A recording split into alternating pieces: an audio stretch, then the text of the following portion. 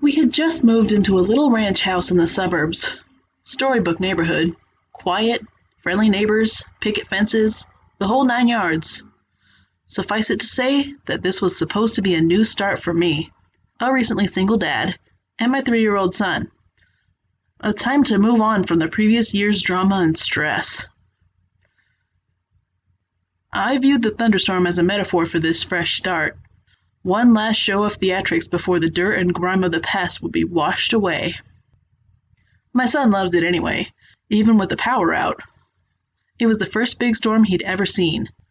Flashes of lightning flooded the bare rooms of our house, imparting unpacked boxes with long creeping shadows, and he jumped and squealed as the thunder boomed. It was well past his bedtime before he'd finally settled down enough to go to sleep. The next morning, I found him awake in bed and smiling. "I watched the lightning at my window," he proudly announced. A few mornings later, he had told me the same thing. "You're silly," I said.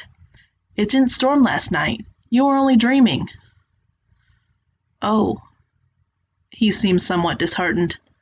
I ruffled his hair and told him not to worry. There should be another storm soon. Then it became a pattern. He would tell me how he watched the lightning outside his window at least twice a week, despite there being no storms. Recurring dreams of that first memorable thunderstorm, I figured.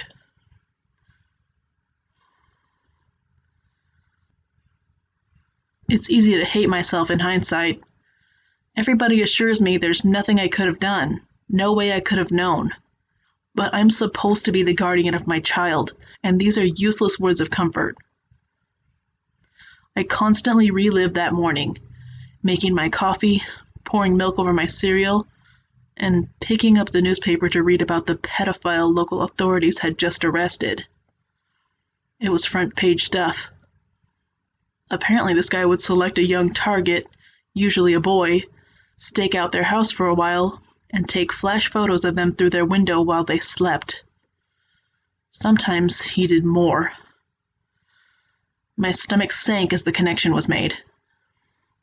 At the time, it was merely something from a child's imagination. In retrospect, it is the scariest thing that I have ever heard. About a week before the predator was caught, my son came up to me in his pajamas. "Guess what?" he asked. "What?" "No more lightning at my window." I played along. "Oh, that's nice. It finally died down, huh?"